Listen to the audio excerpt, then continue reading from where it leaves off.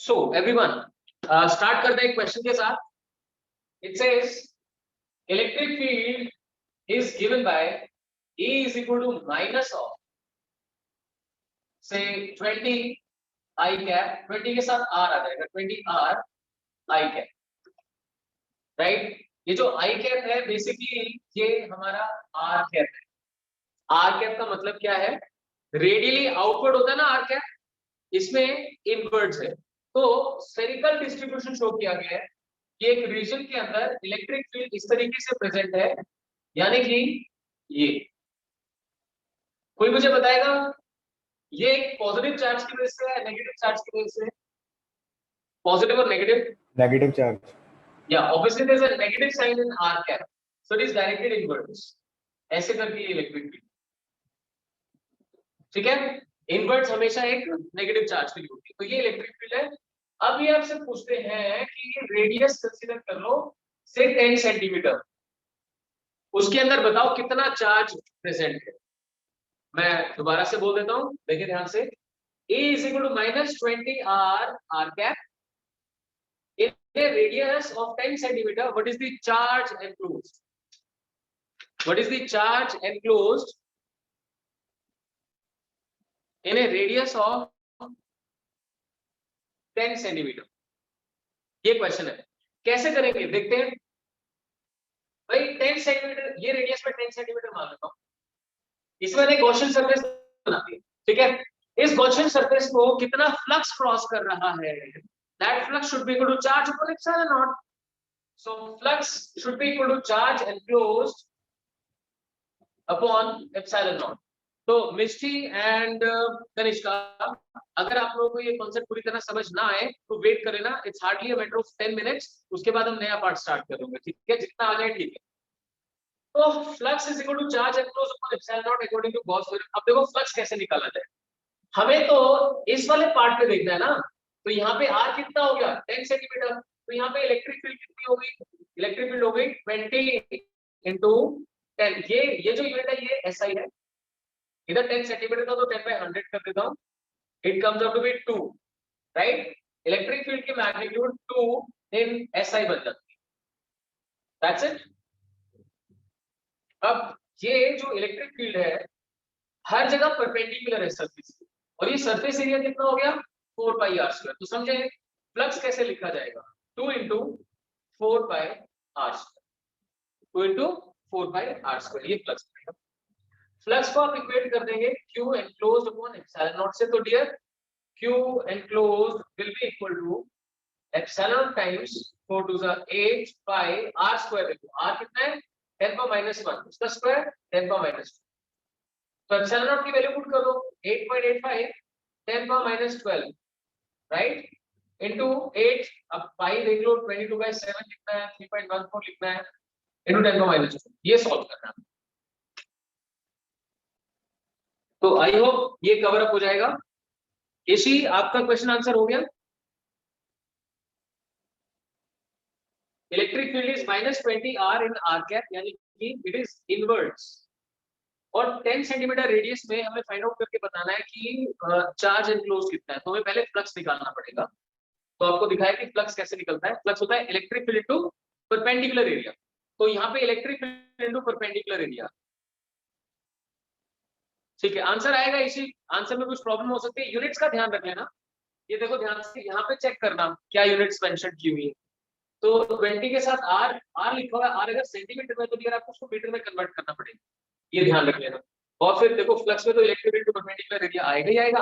That should be equal to charge enclosed upon epsilon. अब इसमें कोई दिक्कत नहीं है, ये क्वेश्चन ऐसे ही, ठीक है. चलिए फाइन. अब मैं असाइनमेंट से क्वेश्चन पिक कर रहा हूं. देखिए फर्स्ट क्वेश्चन पढ़े सभी. असाइनमेंट ग्रुप में शेयर्ड है. अगर किसी ने ओपन नहीं की तो वो ओपन कर सकता है. और लाइक आफ्टर दिस वीक मैं ऐसी ऑप्शन आपको दे दूंगा कि कोई बच्चा अगर ये हार्ड कॉपी कलेक्ट करना चाहे तो वो सर के पास से कलेक्ट कर सकता है. अभी मैं बिल्कुल आपको रिस्क में नहीं डाल सकता. सर के घर के आसपास मैं खुद भी उनसे नहीं मिल रहा हूँ. आसपास बहुत सारे लोगों को कोविड की प्रॉब्लम है, सो इसीलिए मतलब he is staying isolated. First question, It says a long straight wire is surrounded by a hollow metal cylinder whose axis coincides with that of the wire. Wire has a charge per unit length of lambda, and the cylinder has a net charge per unit length of 2 lambda. From this information, use Gauss law to find the charge per unit length on the inner and outer surfaces of the cylinder. सबसे पहले तो इसी को करते हैं. आप परीक्षित बोलो. Sir पिछले वाले का आंसर 2.2 into 10 की पावर -14 आंसर है. मैंने बस एक क्वेश्चन फ्रेम ही किया था, तो मुझे भी आंसर नहीं पता. आप एक बार बोल दो, मैं बाकी से कंफर्म करूंगा. 2.2 into 10 की पावर -14. 2.2 into 10 सर यही है. 14. बाकी लोग चेक कर लें. Answer 2.2 into 10 power -14 units answer आ रहा है. इतने कूल. यस सर यही आ रहा है. यस सर यही है. हाँ ठीक है. अब ये देखिए, इनफाइनाइट यानी लॉन्ग स्ट्रेट वायर है और एक होलो मेटल कंडक्टर है ऐसे. तो इसके ऊपर लीनियर चार्ज डेंसिटी लैम्डा है और इसके ऊपर लीनियर चार्ज डेंसिटी 2 लैम्डा. तो अब होगा क्या, अंदर वाला चार्ज हमेशा बाहर की तरफ इंडक्शन करता है. इंडक्शन करेगा तो it will make inner surface negatively charge with minus lambda और बाहर वाले में चला जाएगा plus lambda. Do you agree with this? Yes sir. Charge की वजह से इंडक्शन होगी, लैम्डा था तो माइनस लैम्डा प्लस लैम्डा हो जाएगा. सो अंदर वाले में माइनस लैम्डा, बाहर वाले में 3 लैम्डा हो जाएगा. That is it. अब देखिए बच्चों, यस सर. सेकंड पार्ट पे कहता है the electric field outside the cylinder at a distance r from the axis. Outside पूछ रहा है, तो आउटसाइड पॉइंट्स के लिए याद करो स्फीयर में क्या बताया था. It will behave as if all of the charge lies at the centre. और सिलेंडर में कैसे बिहेव करेगा, as if all of the charge lies at the central axis. तो the charge lies at the central axis, वहां से distance r है. तो देखना लैम्डा यहां पर है, 2 लैम्डा यहां पर एक्चुअल में. तो टोटल कितना हो गया, 3 लैम्डा. सो याद करो इनफाइनाइट वायर की वजह से इलेक्ट्रिक फील्ड क्या होगी, 2k लैम्डा बाय r. या फिर आप लिखते थे lambda upon 2 pi epsilon not r. यही तो रिजल्ट होता था. इस बार वो लैम्डा की बजाय टोटल कितना काउंट होगा, 3 लैम्डा. तो आंसर होना चाहिए 3 lambda upon 2 pi epsilon not r. Is that the answer? Yes exact. So I hope ये सबको समझ में आया. जिन बच्चों ने क्लासेस मिस कर रखे हैं उनको बस इतना तो समझना है कि अगर आप स्फेरिकल डिस्ट्रीब्यूशन कंसीडर करते हैं तो for outside points it behaves as if all of the charge lies at the centre. उसकी वजह से आप इलेक्ट्रिक फील्ड फाइंड करते हैं. सिमिलरली अगर आप सिलिंड्रिकल डिस्ट्रीब्यूशन, अगर अकेला सिलिंड्रिकल डिस्ट्रीब्यूशन भी हो, it has to be long. So cylindrical distribution भी हो तो it will behave as if all of the charge lies at the central. So it happens for long distance points. That means the conductor has to be considered large. Infinite बोल सकते हैं, large तब हो पाएगा. ठीक है. Second one, it says a cube of side L has one corner at the origin of the coordinates and extends along the positive x, y and z axis. Suppose the electric field in the region is given by. तो मैं करता हूँ, आप साथ देखें. मैं expect करता हूँ आप लोगों से कि आपके क्वेश्चन जरूर ट्राई होंगे 4-5 क्वेश्चंस, क्योंकि देखो सिर्फ मेरे करवा देने से आपको बेनिफिट नहीं मिलेगा. और मैं ये मान के चल रहा हूँ कि आप लोग भी डिटरमाइंड हो एक अच्छा रिजल्ट चूज करने के लिए. क्यों परीक्षित? यस सर, करें ट्राई. बहुत बढ़िया. तो electric field is equal to a plus b by i cap j cap. This is it. पहले तो ये समझो इस चीज का मतलब क्या है. Electric field is a plus b by j cap. J cap का मतलब है कि इलेक्ट्रिक फील्ड बाई एक्सिस के along. Electric field is along by axis. अब a plus by का मतलब है, देखो a तो इसका कांस्टेंट पार्ट है और यहाँ पर डिपेंडेंस आ गई y के ऊपर. मैं वो ठीक से समझाता हूँ. मान लीजिए ये मैंने क्यूब बना दिया. परीक्षित आपका हैंड डाउन कर लिया. ये देखिए ये क्यूब बना दिया और ये इसके कोऑर्डिनेट एक्सिस बन गई x y and z. ठीक है, x y and z. अब साथ में क्या बोल रहे हैं, इलेक्ट्रिक फील्ड कौन से डायरेक्शन में, j कैप, यानी इलेक्ट्रिक फील्ड ऊपर की तरफ. ये पॉइंट ओरिजिन को रिप्रेजेंट करता है. अब देखो इलेक्ट्रिक फील्ड ऊपर की तरफ है, लेकिन जैसे जैसे y बढ़ता जाता है इलेक्ट्रिक फील्ड की वैल्यू बढ़ती चली जाती है. यानी इस जगह पे इस वाले प्लेन के अंदर देखना, इस प्लेन के अंदर जो कि बिल्कुल ओरिजिन के साथ लाई कर रहा है, इलेक्ट्रिक फील्ड परपेंडिकुलर है. आप समझ सकते हैं y डायरेक्शन में तो इसके परपेंडिकुलर. ये इलेक्ट्रिक फील्ड कम है, यहाँ पर y की वैल्यू 0 होगी, y को 0 पुट करूंगा तो इलेक्ट्रिक फील्ड बन गई ए जे क्या है, तो मैं मैग्नीट्यूड लिख रहा हूँ कि यहाँ पे इलेक्ट्रिक फील्ड की मैग्नीट्यूड ए है सिर्फ। ठीक है, अब आते हैं अपर सरफेस। अपर सरफेस अगर कंसीडर करेंगे तो माय डियर यहाँ पर इलेक्ट्रिक फील्ड हो गई ज्यादा, कितनी हो गई? अच्छा इस क्यूब की कुछ साइड मेंशन है क्या? L है, साइड इज L, तो इसका मतलब यहाँ पर जो इलेक्ट्रिक फील्ड है dear, that electric field is A plus B into L along J cap। क्या आप लोगों को ये बात समझ में आ रही है? मैंने बाकी के 4 फेसेस, जिस कमरे में आप इस समय खड़े हैं उस कमरे का बेस यानी फ्लोर और रूफ तो मैंने कंसीडर करी है, वॉल्स कंसीडर नहीं करी है। Why? Because the electric field is parallel to all this 4 surfaces. Fine, तो जो खाली छोड़ दिए उनमें कुछ फ्लक्स नहीं बना, इन दोनों में फ्लक्स बनेगा। यहाँ पे इनवर्ट फ्लक्स है, यहाँ पे आउटवर्ड फ्लक्स है, नेट फ्लक्स क्या बनेगा? This plus this. तो देखते हैं और हमें फाइंड आउट क्या करना है, डिटरमाइन द चार्ज इनसाइड। तो Q इनसाइड निकालना है। Q इनसाइड कैसे निकलेगा? Q inside is equal to phi into epsilon naught, because phi is equal to Q by epsilon। अब phi कैसे निकलेगा? ऊपर वाले फेस का फ्लक्स, देखो ध्यान से, A plus BL, ये बन गई इलेक्ट्रिक फील्ड। इलेक्ट्रिक फील्ड को मल्टीप्लाई करो एरिया से, एरिया बन गया L स्क्वायर। ये तो बन गया भाई फ्लक्स इसका, क्योंकि आउटवर्ड फ्लक्स है तो मैं इसे पॉजिटिव लिखता हूँ, और इस केस में फ्लक्स इनवर्स से नेगेटिव लिखना पड़ेगा, माइनस A है सिर्फ A into L स्क्वायर। ठीक है, this now should be multiplied with epsilon not. किसी को अगर ये वाला स्टेप क्लियर नहीं हुआ तो वो हैंड रेज कर सकते हैं, बोल के पूछ सकते हैं। यहाँ पर क्योंकि इलेक्ट्रिक फील्ड है ही वाई डायरेक्शन में, एक एक करके समझो, इलेक्ट्रिक फील्ड कौन सी डायरेक्शन में? Y direction. इसीलिए ये जो 4 फेस ऐसे बनते हैं, उन चारों पे कोई फ्लक्स नहीं बनेगा, फ्लक्स बनेगा सिर्फ यहाँ बेस के ऊपर और टॉप फ्लोर के ऊपर। तो इन दोनों के ऊपर जब देखोगे तो यहाँ इलेक्ट्रिक फील्ड के लिए y को लिखना पड़ेगा 0, y 0 तो इलेक्ट्रिक फील्ड A बनती है। और जब यहाँ से यहाँ पहुंच जाओगे तो क्योंकि क्यूब की साइड L है तो y की वैल्यू बन जाएगी L, तो यहाँ इलेक्ट्रिक फील्ड बन जाएगी A plus B। इतना क्लियर हुआ? अब आपको चार्ज निकालना है तो क्लोज सरफेस का फ्लक्स इनटू एप्सिलॉन नॉट करना है। फ्लक्स कैसे? इसका फ्लक्स आउटवर्ड्स पॉजिटिव, इसका फ्लक्स इनवर्ड्स नेगेटिव। तो इसका फ्लक्स कैसे निकाला? Electric field into area, area is L square, और इसका flux again electric field into area L square. तो ठीक है, ऐसे करके समझो।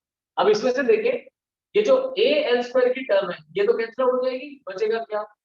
BL क्यूब, BL क्यूब और साथ में एप्सिलॉन नॉट। तो आंसर होना चाहिए epsilon not BL cube. Is that? Yes, exact. तो अब मेरा एक जेन्युइन सा क्वेश्चन है, क्या आप में से किसी ने सॉल्व कर लिया था? अगर कर लिया तो हैंड रेज करो, अगर किसी ने सॉल्व कर लिया। मतलब मेरे लिए बहुत अच्छा है ये कि अगर रिया, आरती, ईशी, परीक्षित, बहुत बढ़िया। ठीक है, इट्स एक्सीलेंट कि आपने सॉल्व कर लिया, गुड। हाँ ईशी पूछो। ठीक है, तो देखिए फिर से बाकियों को मैंने अपनी तरफ से पूरी कोशिश करी है समझाने की कि क्योंकि इलेक्ट्रिक फील्ड बाई डायरेक्शन में है तो ये जो 4 फेसेस है इनमें फ्लक्स नहीं बना, सिर्फ इन दोनों में बनेगा। इलेक्ट्रिक फील्ड बाई डायरेक्शन में वेरिएबल है, यहाँ पर y 0 है और यहाँ पर y की वैल्यू L हो जाएगी, और एरिया दोनों फेसेस का L स्क्वायर, उसके अकॉर्डिंग आप सॉल्व कर सकते हैं। ठीक है, तो ऐसे क्वेश्चंस में अगर आपने किसी ने नहीं लिखा तो स्क्रीनशॉट कर सकते हैं, अपना स्क्रीनशॉट। नेक्स्ट क्वेश्चन करते हैं, थर्ड वन। देखिए स्टेटमेंट पढ़िए,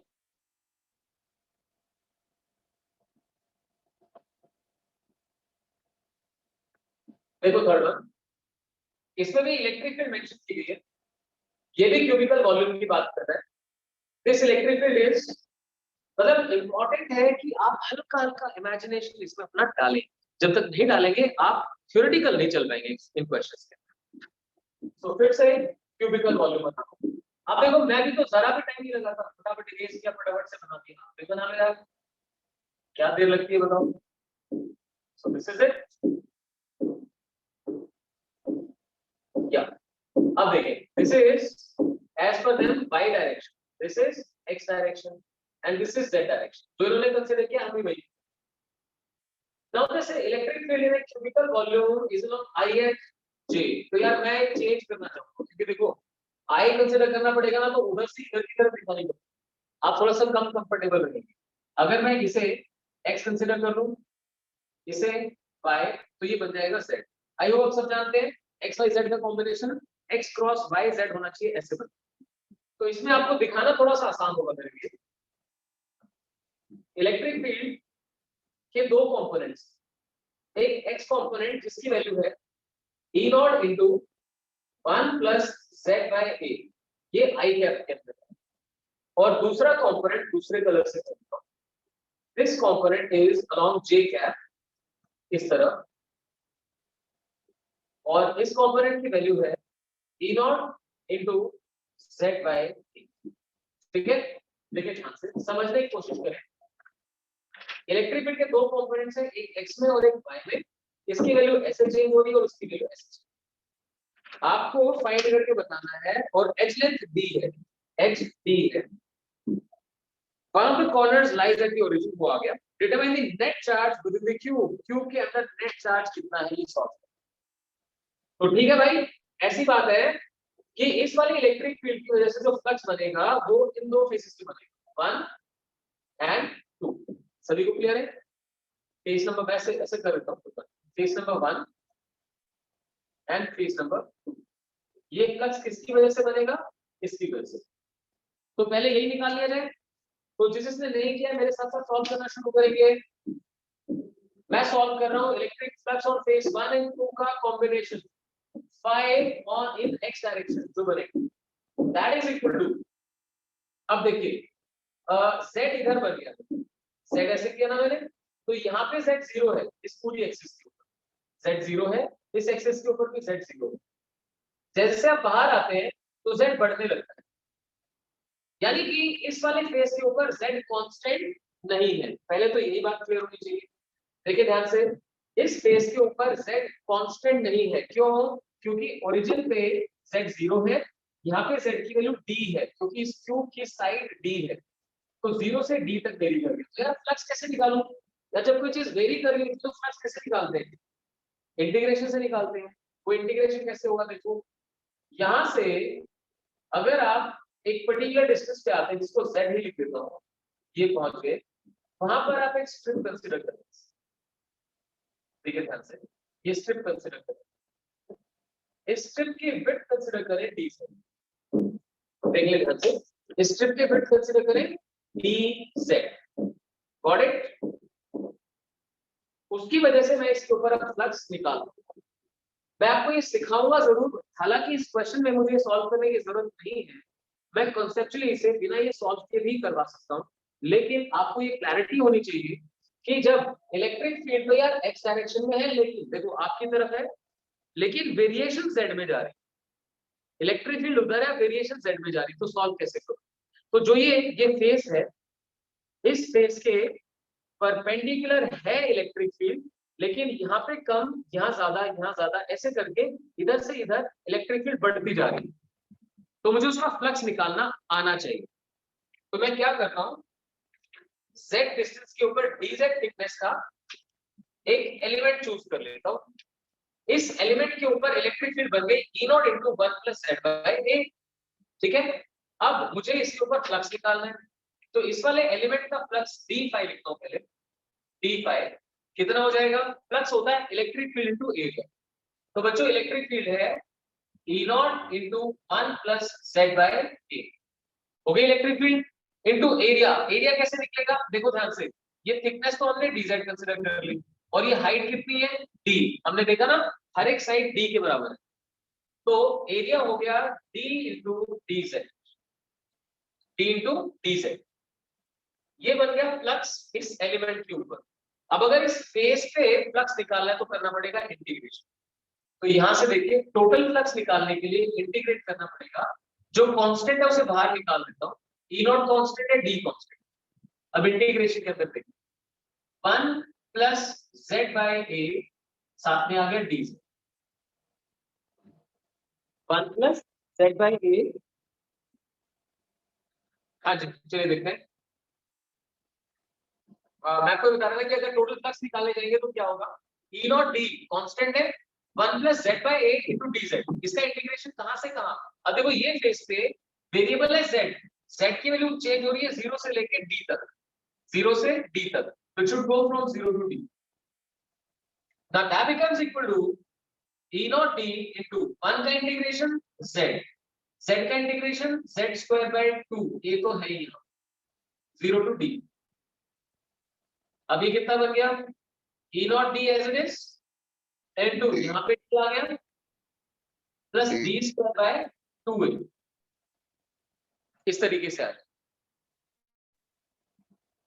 ठीक है, देख सकते हैं E naught D as it is integration का 0 to D, ये D वैल्यू पुट करके आ, तो ये मैंने आपको जानबूझ के सिखाया कि आपको पता होना चाहिए कि कैसी वेरिएशन की है।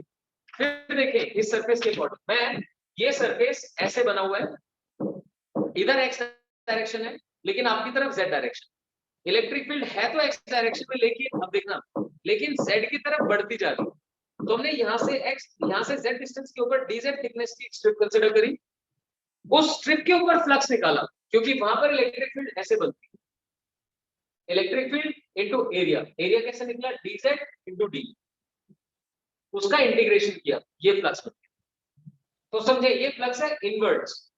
अब डियर स्टूडेंट्स, जब आप इस फेस पे आएंगे तो भी सेम तरह से फ्लक्स निकलेगा लेकिन आउटवर्ड्स, कारण क्या है, देखो वेरिएशन इलेक्ट्रिक फील्ड की x डायरेक्शन में तो है ही नहीं, डायरेक्शन x है लेकिन वेरिएशन z में, तो जैसे इस वाले फेस में वेरिएशन थी इधर की तरफ, वैसे ही इस वाले फेस में भी इधर की तरफ वेरिएशन।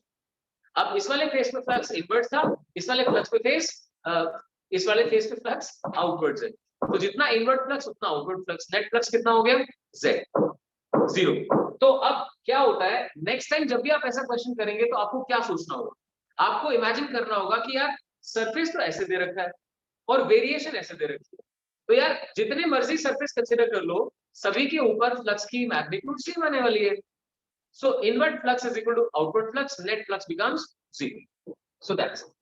इसकी वजह से net flux 0 हो गया। वही अब ये देखो, ये भी y डायरेक्शन में है, ऐसे देखना, ये बॉटम फेस बन गया, बॉटम फेस पे इलेक्ट्रिक फील्ड तो ऊपर की तरफ है, लेकिन इधर z is equal to 0 minimum, जैसे सर इधर जाएंगे तो इलेक्ट्रिक फील्ड बढ़ती जाती है, तो है ऊपर की तरफ लेकिन इधर से इधर बढ़ती जाती है, तो फिर से यहाँ से z डिस्टेंस के ऊपर dz एलिमेंट चूज करोगे, उसका फ्लक्स निकालोगे, इसमें इनवर्ट्स होगा और ऊपर वाले में आउटवर्ड्स होगा, तो नेट फ्लक्स यहाँ पे कितना हो जाएगा 0, तो answer comes out to be 0। So for me this is a perfect exam material question, जिसमें अगर किसी बच्चे का इमेजिनेशन ठीक है, कॉन्सेप्ट ठीक है, तो उसको सॉल्व करने की जरूरत ही नहीं है, वो सिंपली देखता है कि ऐसे फेस बनाया, इधर की तरफ इलेक्ट्रिक फील्ड बढ़ती जा रही है, फ्लक्स निकल जाएगा, इनवर्ट आएगा, लेकिन आगे वाले फेस में भी इसी तरह से इलेक्ट्रिक फील्ड चेंज हो रही है, तो जितना उसमें इनवर्ट फ्लक्स था इसमें आउटवर्ड फ्लक्स है, नेट फ्लक्स है 0, ऐसे यहाँ पे inward is equal to out.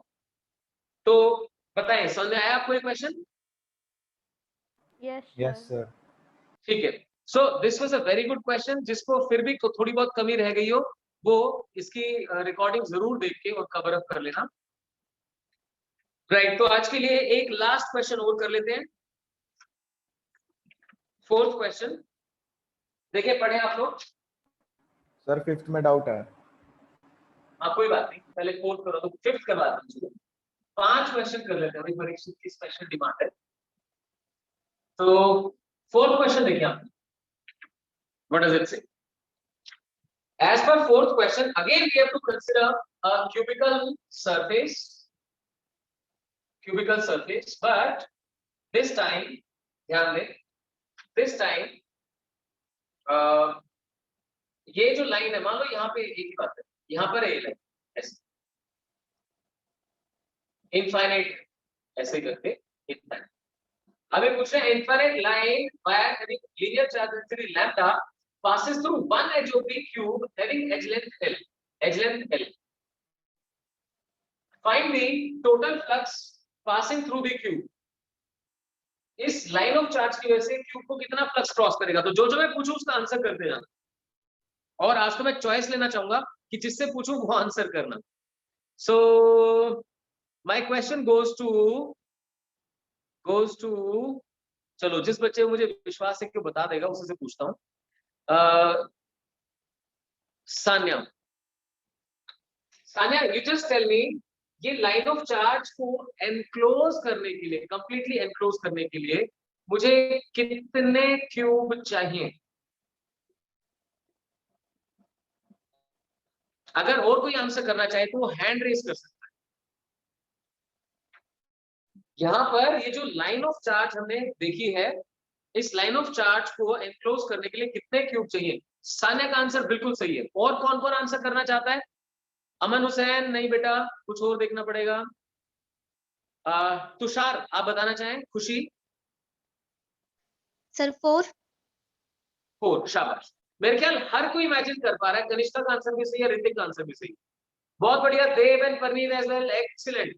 हम जिस रूम में बैठे हुए हैं उस रूम के एक एज के अलोंग मान लो एक वायर जा रही है, तो मेरे को अपने घर के इधर भी एक घर चाहिए और हम दोनों के पीछे भी 2 घर चाहिए, तो टोटल 4 घर चाहिए, मतलब 4 क्यूब चाहिए। यानी कि इस लाइन ऑफ चार्ज की वजह से जो फ्लक्स निकलेगा वो टोटल 4 क्यूब में से पास करेगा। तो इस क्यूब में से पास करने वाला फ्लक्स टोटल फ्लक्स का 1/4 होगा। तो डियर, इसमें कितना चार्ज आ गया? चार्ज बन गया lambda into L. Lambda linear charge density और एल इसकी लेंथ है। Lambda into L becomes the charge. तो चार्ज ये आ गया, तो फ्लक्स देखिए, फ्लक्स बनेगा Q by epsilon not. Q by epsilon not flux बनेगा 4 क्यूब में से मिलाकर, और इस अकेले से बनेगा 1/4। So Q by 4 epsilon not. Q की वैल्यू है lambda L upon 4 epsilon not should be my answer. I hope everyone has been able to understand this. ठीक है। Second part, flux passing through the surfaces which are in contact with the wire. Anybody who wants to give the answer? Charge जिस surface के contact में होता है वहां पर flux कितना बनता है? 0। ये Zero. सर 0 आ जाता है। हाँ, तो सब में 0 बन जाएगा जितने को ये। और एक जो H होता है वो कितनी बॉल से कनेक्टेड है? कितनी बॉल से कनेक्टेड है? सर 2। इस केस में 2 आएंगी या 4 आएंगी? सर 4। ऐसे समझना मेरी बात, प्लीज ध्यान से सुनना। ऐसे लाइन ऑफ चार्ज है ना? एक फेस इधर आ गया, बिल्कुल मान लिया मैंने, और एक फेस इधर आ गया, ठीक है, दोनों फेस हो गए। लेकिन व्हाट अबाउट दिस वन? ये जो ऐसे ऊपर बना हुआ है, क्योंकि इसकी जो इलेक्ट्रिक फील्ड है वो तो ऐसे निकलती है बाहर की तरफ, ऐसे ऐसे, समझ लो। तो मेरे अकॉर्डिंग एक क्यूब के 4 फेसेस पे फ्लक्स कितना बनेगा? 0 बनेगा। कौन कौन से 4? ये ऊपर वाला देखो, इसमें भी ऐसे जाएगा, राइट? जो ये साइड वाला है इसमें भी जाएगा, उधर वाले साइड का इसमें भी जाएगा, और ये नीचे वाला इसमें। सिर्फ सामने वाले 2, 1 एंड 2, इन दोनों से फ्लक्स बनेगा, बाकी 4 में फ्लक्स 0 हो जाएगा। ठीक है, राइट। मैं आपको दिखाने के लिए कोशिश कर सकता हूं। देखिए जरा, I will try and explain. मान लीजिए इसे मैं क्यूबिकल बॉडी कंसीडर कर रहा हूं, और ये जो रेड लाइन आपको दिखाई दे रही है, मान लो यहाँ पे लाइन ऑफ चार्ज, ठीक है। इस लाइन ऑफ चार्ज की वजह से जो इलेक्ट्रिक फील्ड होगी वो ऐसे तो बनेगी ना, देख सकते हैं, ऐसे जाएगी, राइट, और इधर से ऐसे भी जाएगी, ऐसे भी जाएगी, और इधर से ऐसे भी जाएगी ऊपर की तरफ, देख सकते हैं, और इधर से नीचे भी ऐसे जाएगी। तो आप देख सकते हैं 1 2 3 4, चारों पे फ्लक्स 0 हो जाएगा। मेरे ख्याल अब तो समझ पाए होंगे। ठीक है बच्चों, अब बारी आती है flux passing through the surfaces which are not in contact. Sir 2। जो कांटेक्ट में नहीं है उनमें कितना फ्लक्स आएगा? ये आंसर तो तभी हो पाएगा जब आपको ये क्लियर होगा कि 4 में 0 होने वाला है। तो बच्चों ये फ्लक्स कितने फेसेस में डिवाइड होने वाला है? सर 2 में डिवाइड हो जाएगा। हाँ, it is going to divide only 2 faces. That's why एक फेस का फ्लक्स बनेगा lambda L upon 8 epsilon not, जो कि आपका आंसर है। ठीक है सान्या, अगर आप आंसर करते हैं 2 फेसेस तो ये फ्लक्स 4 फेसेस में डिवाइड होने वाला था। तो ये क्लैरिटी रखें, 4 फेसेस मैंने जो समझाया उनमें फ्लक्स 0 हो गया, बचा सिर्फ 2 फेसेस में, दैट्स व्हाई ये हाफ डिवाइड होगा। क्रिश, आया समझ दोनों को? Yes sir. ठीक है, बहुत बढ़िया। Yes. Krish, I am highly impressed with your effort. अगर आप सही से ऐसे ही मेहनत कर रहे हो तो ठीक है, करते रहो, शाबाश। सर कौन से वाले कह रहे हो? आपको बोल रहा हूँ स्पेशली, वो उसने शुरू से दिखाया है, लेकिन आपने थोड़ा लेट आके एफर्ट दिखाना शुरू किया है, तो आपको बोल रहा हूँ कि आपका अगर इसे हिम्मत से काम करोगे तो मजा आएगा। ठीक है। अब बात करें बचा क्या उसके अंदर? हेलो सर पता नहीं चल रहा। रेडियस आर है, समझ, रेडियस आर है। सर अब आपकी आवाज कट रही है थोड़ी बहुत। अच्छा मैं दोबारा और कोशिश करता हूँ, अब आ रही है ठीक से? Yes sir. मैं इधर आके बात करूंगा। मैं ये कहना चाह रहा था कि जो जैसे आपने मुझसे ये क्वेश्चन डाउट मांगा है, फिफ्थ क्वेश्चन, ये तो मैंने कल आपको करवा दिया जब सॉलिड एंगल का कॉन्सेप्ट करवाया तब साथ साथ करवा दिया। देख ध्यान से, फिर दोबारा बता रहा हूँ, कोई बात नहीं। ये रेडियस आर है और यहाँ पर क्यू चार्ज रखा हुआ है और ये डिस्टेंस कितना है, √3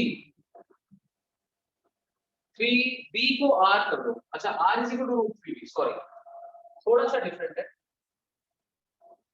ये r/√3। अब ठीक है ऋतिक, आपका हैंड रेज है, do you want to ask anything? No sir. तो हैंड डाउन कर लो प्लीज।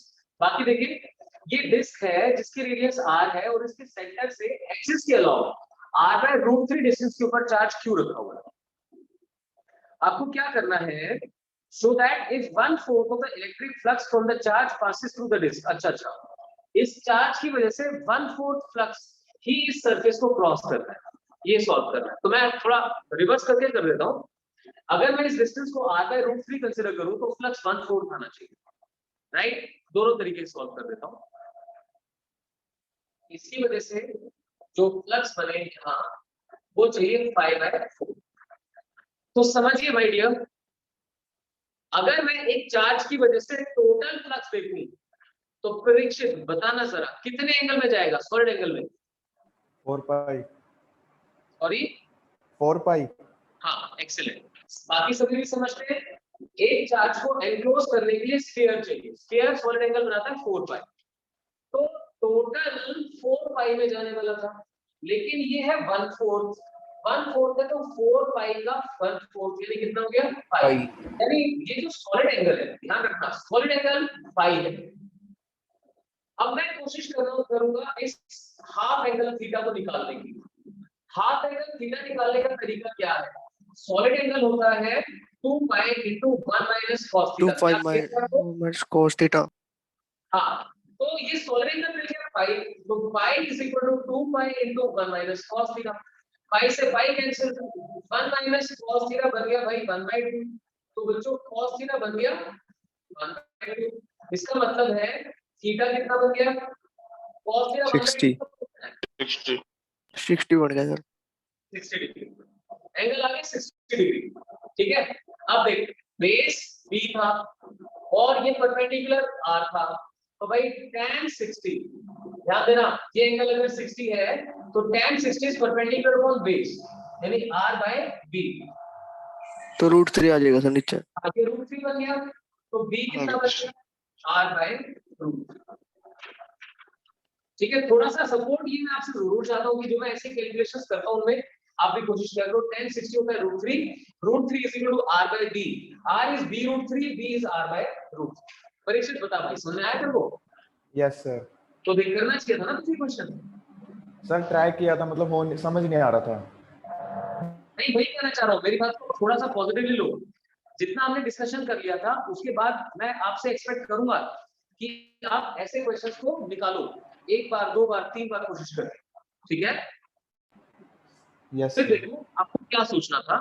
इस चार्ज की वजह से जो टोटल इलेक्ट्रिक फ्लक्स बनता है उसका 1/4 ही इस डिस्क को क्रॉस कर पा रहा है। टोटल सॉलिड एंगल 4 पाई बनता है तो यहाँ पर सॉलिड एंगल उसका 1/4 होना चाहिए यानी पाई होना चाहिए। सॉलिड एंगल का फॉर्मूला होता है 2 पाई * 1 - cos थीटा, जहां पे थीटा ये सेमी वर्टिकल एंगल होता है। तो पाई = करके आपने सॉल्व किया तो cos थीटा 1/2 आ गया, थीटा 60 डिग्री आ गया। अब यहाँ पे ये B है और R है, tan theta = perpendicular upon base, वहां से सॉल्व करेंगे तो आपको आंसर मिल जाएगा। ठीक है, आई होप मेडिकल वाले स्टूडेंट्स भी इन क्वेश्चंस को एंजॉय कर रहे हैं, राइट? ठीक है, तो बच्चों आज के लिए इस असाइनमेंट के इतने ही क्वेश्चंस। कल 6th 7th 8th 9th और 10th कल ये 5 क्वेश्चन आप करके आएंगे। मैं इसी तरह से क्लास के बिगिनिंग में डिस्कस करूंगा आपके साथ। अब आगे स्टार्ट कर लेते हैं ताकि आपके पास करने के लिए और भी कुछ हो। अभी मेरे पास और भी बहुत कुछ है गॉस थ्योरम के एप्लीकेशंस की फॉर्म में करवाने के लिए, मैं आपको करवाता रहूंगा। एक पर्टिकुलर पार्ट कर लेते हैं, उसमें आपको मजा आएगा। देखिए अगर दो कंडक्टिंग शीट्स हो और उन कंडक्टिंग शीट्स को कुछ चार्ज प्रोवाइड कर दिया जाए, ध्यान देना, कंडक्टिंग शीट्स उनको कुछ चार्ज प्रोवाइड कर दिया जाए, तो वो चार्ज किस तरीके से अपने आप को रीडिस्ट्रीब्यूट करेगा प्लेट्स के ऊपर, बहुत ही इंपॉर्टेंट एप्लीकेशन है। लिखिए जरा, लिखिए distribution of charge on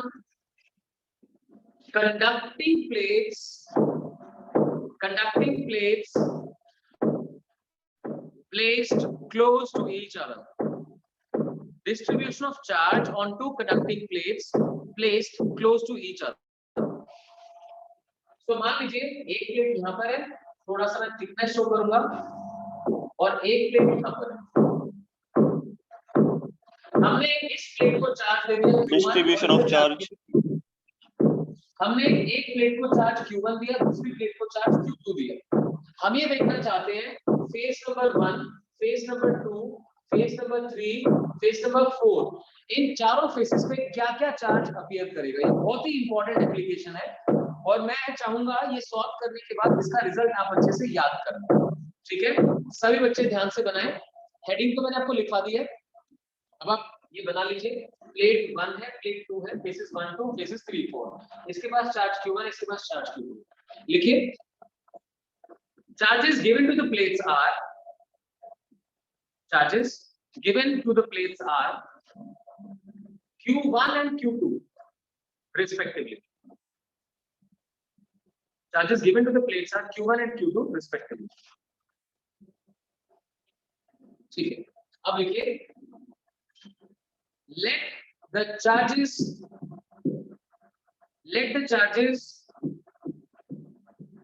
on inner faces be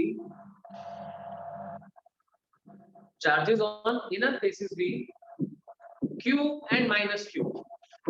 इस वाले के ऊपर मैं Q मान रहा हूं और इस वाले के ऊपर माइनस Q मान रहा हूं। अब दो तरीके से समझ सकते हो, जितना चार्ज यहाँ आएगा इंडक्शन से उसका ऑपोजिट चार्ज यहाँ आना चाहिए, सीधी सी बात है। जो भी यहाँ आएगा इंडक्शन से उसका ऑपोजिट चार्ज यहाँ आना चाहिए। दूसरा एक तरीका समझाता हूं, सही बच्चे ध्यान से देखना। अगर मैं ऐसे एक गॉसियन सरफेस बना दूं जो कि सिलिंड्रिकल भी हो सकता है और क्यूबॉइड की फॉर्म में भी हो सकता है, ठीक है। याद रखिए, एक तो ये रॉड्स कैसे हैं, ये प्लेट्स कैसे हैं, जैसे मैं आपको ये शीट दिखा रहा हूं ना, ये शीट दिखा रहा हूं, ये शीट ऐसे रखी हुई है जो आप साइड से देख रहे हैं, तो ऐसे इसके ऊपर चार्ज डिस्ट्रीब्यूट होगा। तो देखिए जब ये गॉसियन सरफेस बनाऊंगा तो बच्चों ये जो पॉइंट है, देखिए ये जो पॉइंट है, इस पॉइंट पे और इस पॉइंट पे मुझे इलेक्ट्रिक फील्ड 0 मिलेगा। ध्यान देना, ये भी कंडक्टर के अंदर है, ये भी कंडक्टर के अंदर है। कंडक्टर के अंदर इलेक्ट्रिक फील्ड 0 होती है, तो ना इस फेस पे कुछ भी फ्लक्स बनेगा ना इस फेस पे कुछ भी फ्लक्स बनेगा, दोनों पे फ्लक्स 0 आ जाएगा। और प्लेट्स के बीच में जो इलेक्ट्रिक फील्ड है वो पॉजिटिव से नेगेटिव या हायर पोटेंशियल से लोअर पोटेंशियल रहेगी, ऐसे रहेगी। तो इस वाले फेस पे हो जाएगी पैरेलल। तो आप जैसा मर्जी यहाँ पर गॉसियन सरफेस बना लो, उसके ऊपर फ्लक्स कितना आ जाएगा, 0 आएगा। ठीक है, तो ये पार्ट में स्किप कर रहा हूं, मैं लिखने की जरूरत नहीं है, हम समझ सकते हैं। तो डायरेक्टली मैं इस पॉइंट से पिक कर रहा हूं कि जब हम ऐसे दो प्लेट्स रखेंगे, जितना चार्ज एक के अंदर आएगा उतना ही दूसरे के अंदर ऑपोजिट रहेगा, तो Q and minus. I hope you have been able to understand this. अगर ऐसा है तो यहाँ बाहर कितना चार्ज रह गया, Q1 में से Q इधर आ गया तो इधर बचा Q1 माइनस, और बच्चों यहाँ कितना आ गया Q2 प्लस। क्या इतना आपको समझ में आया? यू कैन रेज हैंड अगर ये वाली बात आपको समझ नहीं है।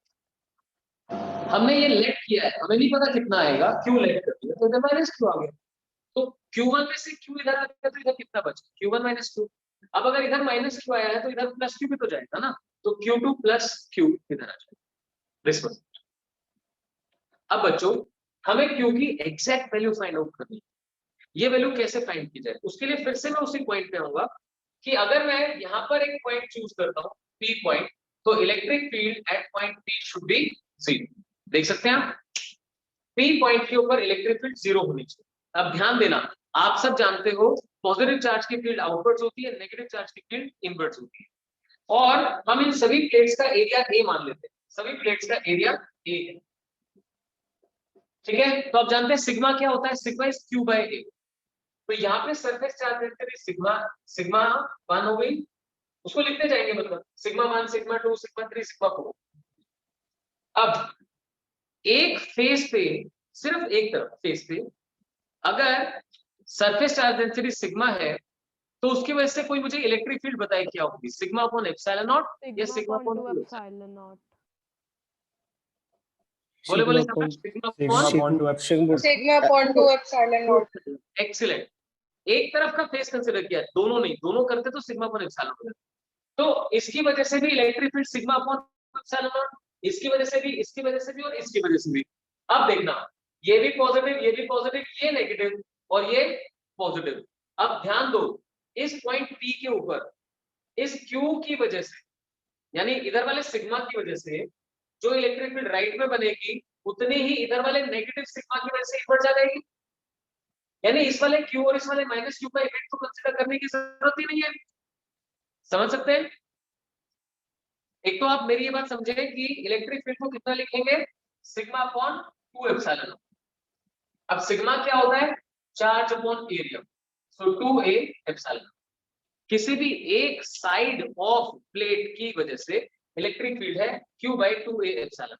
तो ये भी q है और ये भी माइनस q, तो इन दोनों का यहाँ पर कंट्रीब्यूशन एक दूसरे को कैंसिल करता है, तो इसे तो कंसीडर करने की जरूरत नहीं। अगर ये वाला पॉइंट किसी को क्लियर नहीं है कि कैंसिल कर जाएगा, तो काइंडली रेज हैंड अगर ये वाला पॉइंट क्लियर है। हाँ वंश देवगन, ध्यान से सुनना बच्चे, इलेक्ट्रिक फील्ड ये तो क्लियर ना है, इलेक्ट्रिक फील्ड को सिग्मा अपॉन 2 एप्सिलॉन नॉट लिखेंगे और सिग्मा बन जाएगा q बाय a, यानी ये इलेक्ट्रिक फील्ड है। अब ध्यान से देखो, ये इलेक्ट्रिक फील्ड डिस्टेंस के ऊपर डिपेंड नहीं कर रही है, तो क्योंकि ये जो प्लेट्स होती है ना काफी क्लोज होती है, इसलिए डिपेंड नहीं करती। तो पॉजिटिव की वजह से आउटवर्ड्स, नेगेटिव की वजह से इनवर्ड्स, तो इस जगह पे दोनों की वजह से electric field equal and opposite हो जाएगी, नेट इलेक्ट्रिक फील्ड इनकी वजह से 0 हो जाएगी। तो बच्चों ये भी पॉजिटिव, ये भी पॉजिटिव, तो सीधी बात है जितनी इसकी वजह से राइट में, उतनी इसकी वजह से लेफ्ट में होनी चाहिए। तो आप लिख सकते हैं, लिखिए जरा, EP is equal to 0, EP is equal to 0 and hence Q1 minus Q, यहां से लिख देना, Q1 minus Q upon 2a epsilon naught must be equal to Q2 plus Q upon 2a epsilon। जिसको भी यहाँ जरा सी भी दिक्कत है, वो इस बात पे ध्यान दे, किसी भी एक फेस की electric field sigma upon 2 epsilon not है, और सिग्मा होता है चार्ज अपॉन एरिया। यहाँ पर चार्ज Q1 माइनस Q है और यहाँ पर चार्ज Q2 प्लस Q है। इसकी फील्ड राइट में, इसकी फील्ड लेफ्ट में, तो उनको इक्वेट कर दिया है। So Q1 minus Q upon 2a epsilon not is equal to Q2 plus Q upon 2a epsilon. अब यहाँ से बच्चों डिनोमिनेटर दोनों की कैंसिल करें, आगे डील करते हैं। देखो Q1 minus Q is equal to Q2 plus Q, तो ये उधर चला गया, अब आ गया Q1 minus Q2 is equal to 2Q, Q is equal to Q1 minus Q2 by, now this is something which we need to memorize।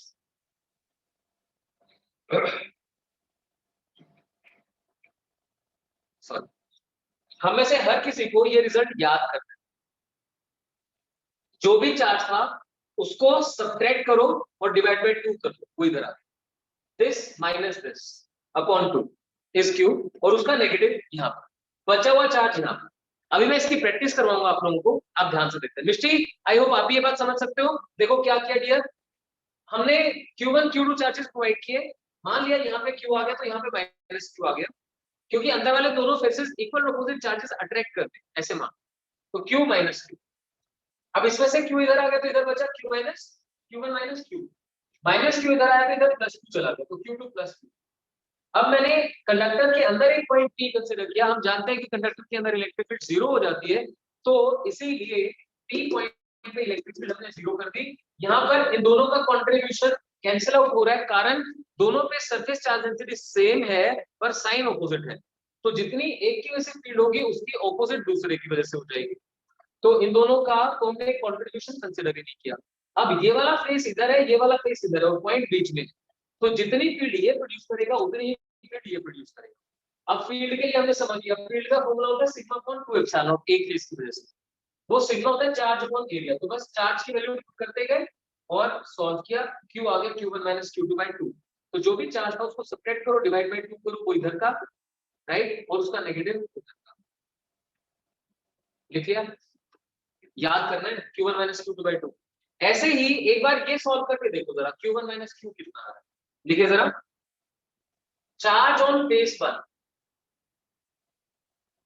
On face 1, face 1 पे charge है q1 minus, that is equal to q1 minus q, ये है देखो q1 minus q2/2।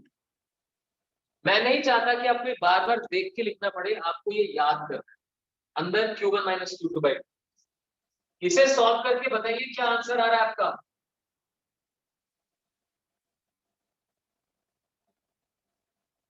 देखें क्या ये q1 plus q2/2 आ गया। Yes sir. Yes sir. सभी लोग देख लें ध्यान से, साथ साथ सॉल्व कर लें। q1 माइनस जो भी q की वैल्यू आई थी वो उठा के मैं यहाँ डाल, q की value that was q1 minus q2/2। तो ठीक है, सॉल्व करके तो अब याद हो गया, अंदर q1 माइनस q2/2 और बाहर q1 प्लस q2/2। इसे सीख लेने के बाद अब मैं आपको क्वेश्चन करने के लिए कहूं, लिखिए जाओ, लिखिए लिखिए क्वेश्चंस बेस्ड अपॉन इट।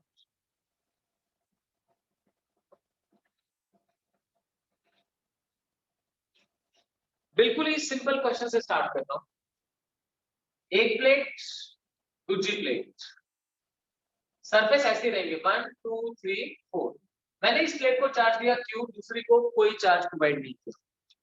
ध्यान से देख लें, इसको चार्ज q दिया, इसको कोई चार्ज नहीं दिया। आप फटाफट से हैंड रेज करें अपना आंसर करने के लिए, बताते जाएंगे 1 पे कितना, 2 पे कितना, 3 पे कितना, 4 पे कितना, कितना कितना चार्ज। जल्दी करें, I am waiting for your answer. Fundamental सिखा दिया, उसे अप्लाई करें।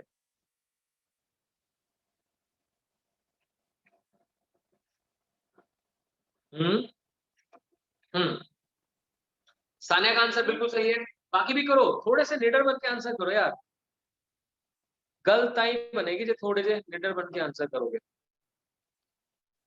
कम ऑन वसुधा, वंश, स्वास्तिक, आदित्य। सर 2 पे सर q/2, 3 पे minus q/2। Very good, let's see. देखिए आपको जो सिखाया वो क्या था, दोनों का चार्ज सब्ट्रैक्ट करो, डिवाइड बाय 2 करो, यानी q माइनस 0/2 इज q/2। तो बिल्कुल ठीक है कनिष्का, यहाँ पे आ गया q/2, यहाँ पे आ गया माइनस q/2। ठीक है ना, q में से q/2 इधर, तो इधर भी q/2 और इधर भी q/2। चेक करो क्या आपका आंसर सही है, बी हैप्पी फॉर योरसेल्फ अगर आपका आंसर सही है। Yes q/2 minus q/2। अब इसके पास q चार्ज था, ऐसे भी देखना है आपने, इसके पास चार्ज q था, q/2 यहाँ, तो q/2 यहाँ पर आधा आधा बढ़ गया। अब इसके पास तो कोई चार्ज नहीं था, तो इसकी वजह से हुई इंडक्शन, इंडक्शन से इधर हो गया माइनस q/2, इधर हो गया प्लस q/2। आगे ये गल समझ, ठीक है बच्चों। नेक्स्ट, नेक्स्ट के अंदर अभी मैं इसमें आपको अर्थिंग वाला नहीं करवा रहा हूं, वो पोटेंशियल समझाने के बाद करूंगा, ठीक है। अब इस बार इधर 2 माइक्रोकूलम और इधर 6 माइक्रोकूलम, देखिए ध्यान से, 2 माइक्रोकूलम 6 माइक्रोकूलम, फिर से 1 2 3 4 चारों फेसेस पे चार्ज निकाल के बताइए जल्दी। I want to see other faces as well, वही 4-5 फेसेस आंसर करेंगे तो फिर क्लास में मजा नहीं आता, बाकी भी करते हैं। जपन जोत बेटा आंसर करो। सर 1 पे 6, 2 पे 4 4, 3 पे माइनस 4 -4 और सर उस पे 4th पे। सुनो बेटा, आपने ऐसे आंसर नहीं करना, ठीक है। Okay sir. आप हैंड रेज करो, मैं बोल रहा हूं बी हैप्पी फॉर योरसेल्फ कि आप कर पा रहे हो, बट डोंट स्पीक अप। चलो अब आप हैंड रेज कर लो जो आंसर करना चाहता है, मैं उससे पूछ लूं। Anyone who wants to give answer. हाँ कृष्ण त्रिश अब बोल सकते हैं आप।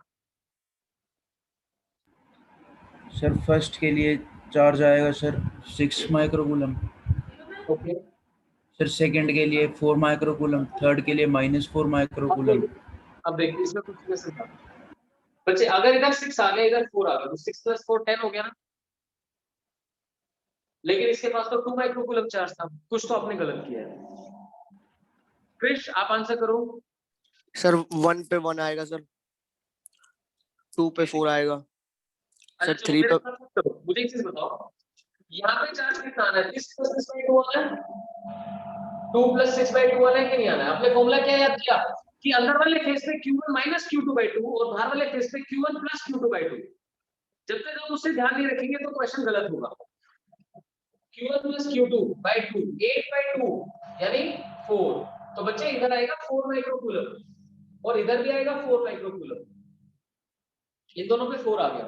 अब अंदर वाले को सॉल्व करने के मेरे पास दो तरीके। तरीका नंबर 1 Q1 - Q2/2 तो -4/2 यानी -2 माइक्रोकूलम, इधर आ गया -2 माइक्रोकूलम, इधर आ गया +2 माइक्रोकूलम, क्योंकि जितना इधर आएगा उसका नेगेटिव इधर आएगा। अब सुने दूसरा तरीका, ये था टोटल 2 माइक्रोकूलम चार्ज और बच्चों यहाँ आ गया 4 माइक्रोकूलम चार्ज, तो यार चार्ज कंजर्वेशन तो अलग रहेगा ना, इसको कोई टच थोड़ी ना कर रहा है, तो इसका चार्ज तो 2 माइक्रोकूलम में रहना चाहिए। इधर 4 है तो इधर -2 आना चाहिए ताकि 4 - 2 = 2 बन जाए। अब यहाँ पर टोटल 6 होना चाहिए, इधर है 4 है, टोटल 6 होना चाहिए, तो इस केस में कितना +2, सो +2 4 6, that's it. I hope it's clear. Yes sir. हाँ जी, तो फिर देखिए आपको एक चीज सिखाई है उसे यूज करो ठीक से। Q1 + Q2/2 बाहर, Q1 - Q2/2 अंदर, ये बाद में बड़ी काम आएगी कोऑपरेटिव क्वेश्चंस के अंदर। एक लास्ट क्वेश्चन दे रहा हूं इसके लिए आपको, आज का इस टॉपिक का लास्ट क्वेश्चन,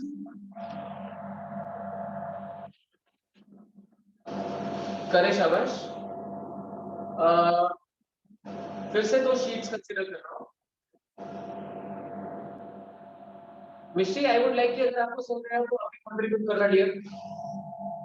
इसके ऊपर इस बार डाल देते हैं -6 माइक्रोकूलम, ठीक है, और इसके ऊपर डाल देते हैं 2 माइक्रोकूलम, -6 एंड 2 माइक्रोकूलम। बताएं फेस 1 2 3 4 बोलेगा कोई नहीं, सिर्फ हैंड रेज करेंगे अपनी कॉपी में लिख लेने के बाद। करो, ट्राई करो, शाबाश। आप 1 मिनट रुक जाना, वेरी गुड। बाकी भी देखिए ध्यान से, आपको जो बाहर चार्ज बताना है वो कैसे आएगा, this plus this by 2, if I add them I get -4 by 2 is -2, तो यहाँ होना चाहिए -2 माइक्रोकूलम, यहाँ पे होना चाहिए -2 माइक्रोकूलम -2 हाँ। अब देखो -2 ये है, टोटल -6, तो यहाँ कितना बचा -6 -2 है।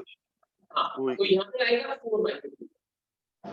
तो मैंने आपको दो तरीके समझा दिए, एक तो Q1 + Q2/2 करो, बाहर का चार्ज मिल जाता है, फिर इसमें से इसे सेपरेट कर दो, ये आ जाएगा, और इसमें से इसे सेपरेट कर दो, ये आ जाएगा, ऐसे दोनों चार्ज। या फिर अंदर का फाइंड करना है तो Q1 - Q2/2 करके सॉल्व करना।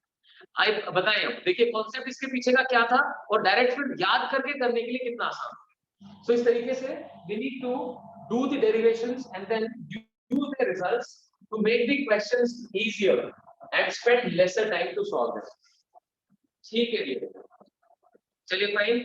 एक क्वेश्चन दे रहा हूं लास्ट, ये ना ऐसे करके एक शीट है, बहुत ही लार्ज शीट है, बहुत ही लार्ज, ठीक है, ये इसका सेंटर है, ये इसकी सेंट्रल लाइन है, और यहां से जैसे आप बाहर की तरफ जाते हैं, ध्यान से सुनना, जैसे आप बाहर की तरफ जाते हैं तो जो चार्ज डेंसिटी है वो वेरी करती है, चार्ज डेंसिटी वेरी करती है एज सिग्मा या रो लिखते हैं, rho is equal to rho naught x, ठीक है, रो नॉट एक्स। आपको at a distance r electric field find करना है, electric field at distance r जिसमें आर इज लेस देन, अब देखना यहां से लेके यहां तक ये जो डिस्टेंस है इसे मैं बोल देता हूं D, R is less than D, second R is greater than D। ये दो पार्ट्स करना है, ये आपका होमवर्क है आज का, आप घर से करके लेके आएंगे। मैं आपको और अच्छे से समझा देता हूँ ये क्या है, एक बार आप बना लीजिए। ये एक लार्ज शीट है, देखिए large sheet of charge having total thickness 2D, having total thickness 2D। देखते हैं charge density rho is equal to rho naught x, rho is equal to rho naught x, where x is distance, where x is distance from central plane, इसके central plane से x distance है। Done. अब लिखिए find electric field, find electric field at distance r, electric field at distance r such that first point r less than d, second point r greater than d, r less than d, r greater than d। तो ये आपको मुझे करके देना है कल के लिए, ये आपका होमवर्क, ठीक है। Now I am starting with the next concept, that is electrostatic potential। तो चैप्टर का नाम है इलेक्ट्रोस्टैटिक पोटेंशियल। न्यू चैप्टर है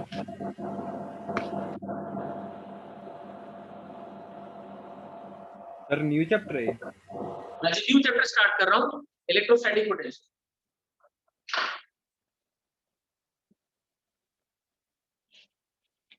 राइट, अब 11th से एक पॉइंट याद करो, we can talk about potential, any kind of potential only when there is a presence of dash। कौन आंसर करेगा? पोटेंशियल के बारे में बात करना चाहते हैं तो कौन सी चीज का प्रेजेंट होना कंपलसरी है?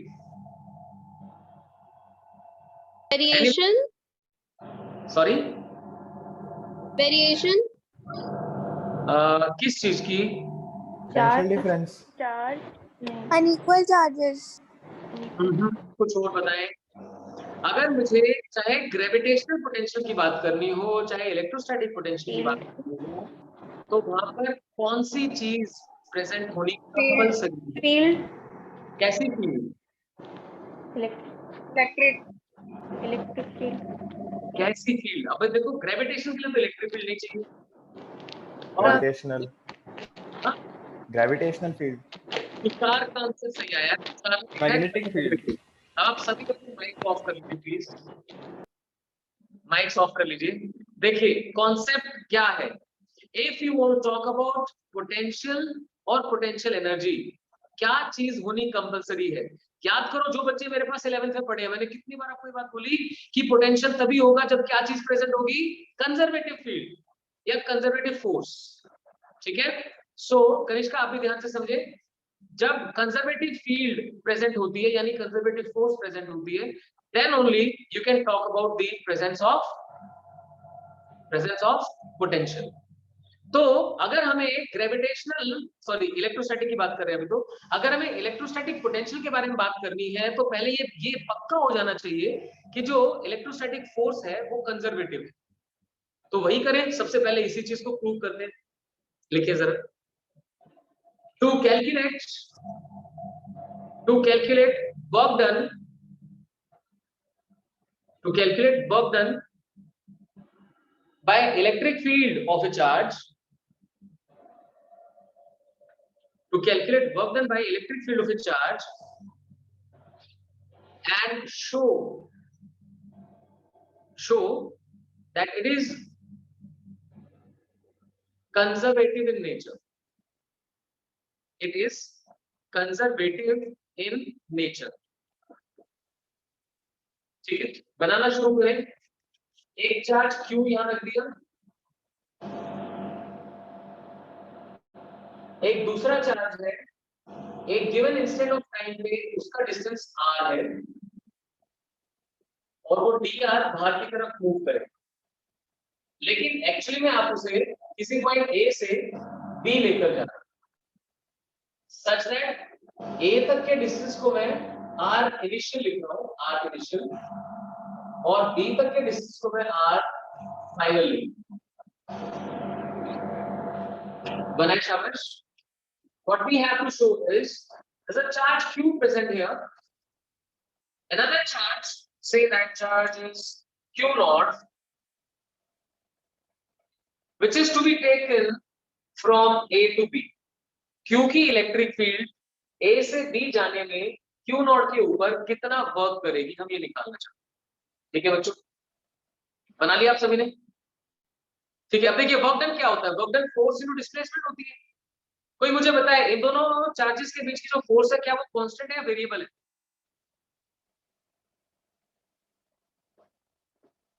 Hello, constant. चार्जेस कांस्टेंट है सर। अगर डिस्टेंस चेंज करेगा तो आर चेंज फिर करेगा। वेरिएबल। हाँ, ये बात समझ गए। देखो आपके सामने ये कहा गया कि ए से बी लेके जाना है, यानी डिस्टेंस चेंज करेगा। जैसे आर चेंज करेगा फोर्स भी चेंज करेगी। अब बच्चों अगर फोर्स चेंज करेगी, ध्यान से सुनना, फोर्स चेंज करेगी तो वर्क डन कोई सीधा फोर्स इनटू डिस्प्लेसमेंट से तो निकल नहीं सकता। ये तो आप सबने 11th में पढ़ा हुआ है। अगर फोर्स कांस्टेंट है तो सीधा फोर्स इनटू डिस्प्लेसमेंट कर दो, और अगर फोर्स वेरिएबल है तो एफ डीएक्स इंटीग्रेशन करके सॉल्व करो। आया यार? Yes exactly. So this is the concept जो मुझे आपको रिकॉल करवाना था।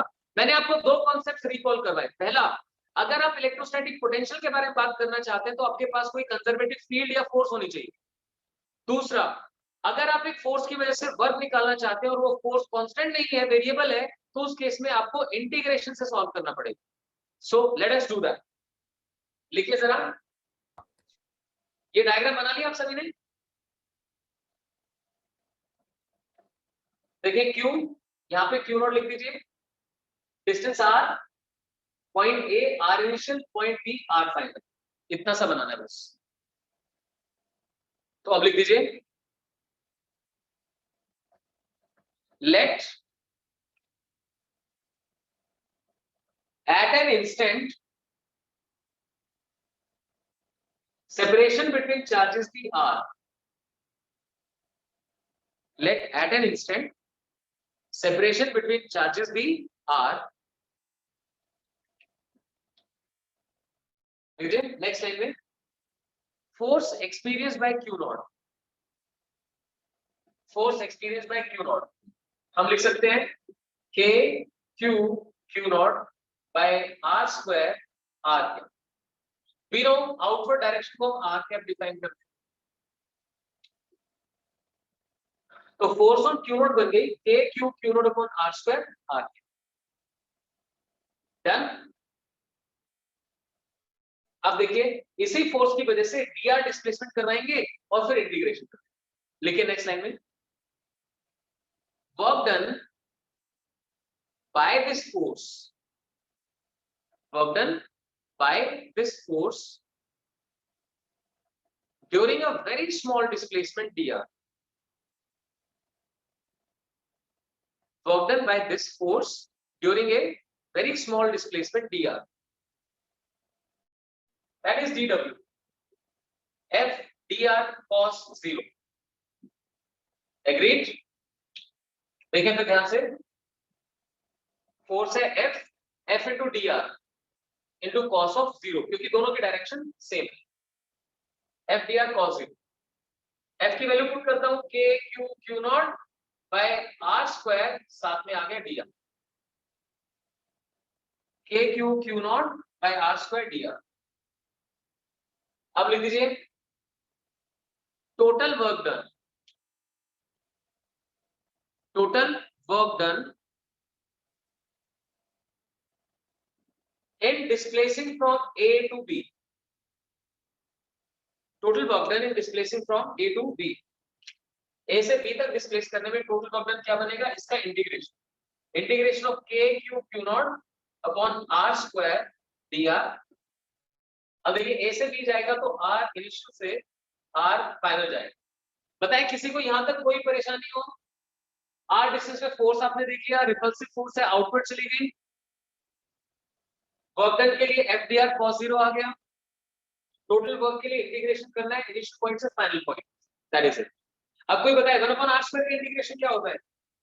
-1/r. Yes, it is -1/r. तो क्रिश, वंश, नंदिश, ऋतिक और भी जितने बच्चे हैं, गर्ल्स हो चाहे बॉयज, जिसको भी ये याद नहीं है वो इसे सीधा सीधा याद कर ले. क्यों? ग्रेविटेशन के अंदर भी 1/r स्क्वायर का इंटीग्रेशन होता है, यहाँ भी 1/r स्क्वायर का इंटीग्रेशन. तो कितना आता है? -1/r. अब r इनिशियल से r फाइनल, ये क्या बन जाएगा? देखो, k q q not into, हाँ अब देखो मैंने माइनस और F minus R final minus R. और एफ माइनस और r इनिशियल माइनस 1/r और एफ. ये बन जाएगा. So work done comes out to be k cube q naught 1/r initial minus 1/r final.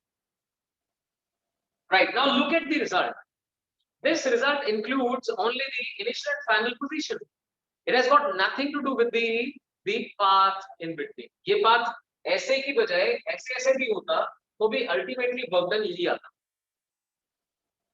Ultimately यही आना. तो आप लिख सकते हैं this work done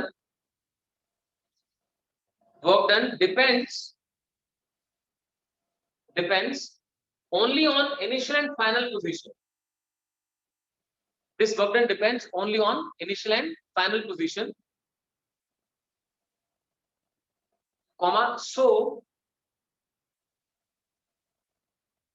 electric field slash करके इलेक्ट्रिक फोर्स, इलेक्ट्रोस्टैटिक लिखना चाहो तो और अच्छा है. Electrostatic field, electrostatic force slash डाल देना बीच में. Sir depends upon initial and, sorry sir एक बार दोबारा रिपीट करना इसको. हाँ, work done depends upon initial and final position. Are I R F पे डिपेंड कर रहा है ना, इन दोनों पे depends upon initial and final position. So electric field, electrostatic field slash electrostatic force is conservative. तो conservative force की definition क्या होती थी? A force is said to be conservative if work done by it depends on initial and final position, that is independent of path flow. तो ये बन, ठीक है बच्चों. साथ में एक पॉइंट और समझ सकते हो, अगर क्लोज पाथ में वर्क डन निकालोगे, ठीक है, cos थीटा कहां गया? Dear this is cos 0. देखो dr भी इधर है और फोर्स भी इधर आ जाएगी. आप चाहे तो मैं फोर्स बना के दिखा देता हूं. आप यहां पे चाहे तो लिख ले कि q not greater than 0. these are light charges, so the force is also in this direction. इसलिए cos 0 आया और 1. हाँ जी, अब समझे, इसमें क्लोज पाथ में वर्क डन कितना हो जाएगा? 0. ए से बी जाना, फिर बी से ए आना, लिख दीजिए. मोर ओवर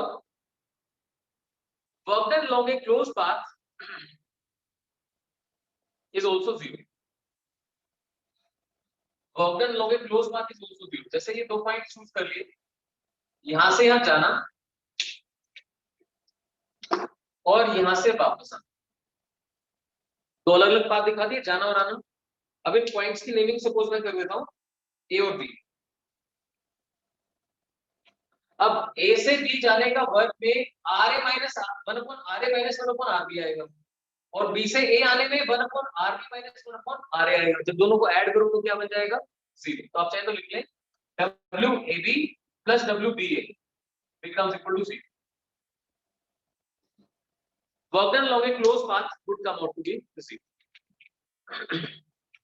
आई होप ये नया टॉपिक आपको पूरी तरह से समझ आया होगा. हमने शो किया कि work done by the electric field is path independent, that is why the force and the field is conservative in nature. ठीक है बच्चों,